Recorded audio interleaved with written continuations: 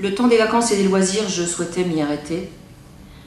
Je rappelle les mesures que nous préconisons, l'alternance temps scolaire, temps de vacances sur 7-2, je sais qu'on va discuter, très bien, on est là pour ça.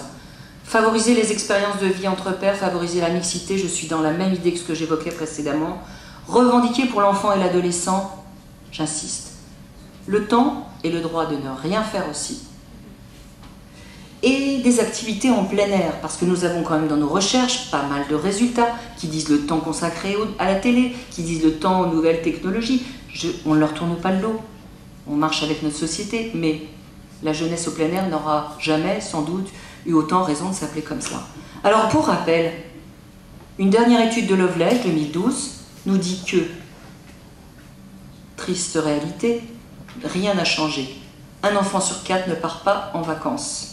2 millions de 5 à 19 ans ne se sont jamais déplacés de leur environnement familial. Donc c'est de cela dont nous parlons en sachant en arrière-fond. Donc là je vais vite sur cette étude que je vous invite à lire et qui est accessible. 32% des enfants de familles à moins de 1 500 € de revenus ne partent jamais. Et la première raison du non-départ, c'est une raison financière. Les aides sont des aides tout à fait importantes, mais beaucoup de familles n'y accèdent jamais. Donc quand on parle d'aménager à 4 jours, quand on parle d'aménager du temps de vacances, d'où parlons-nous? Est-ce qu'on parle d'une société qui travaille à l'avenir d'une société entière, ou est-ce qu'on parle d'une société qui aménage pour une minorité? Je parle donc d'enjeux pour le développement harmonieux et le bien-être des enfants et des jeunes, un enjeu de cohésion sociale, un enjeu éducatif, me semble-t-il.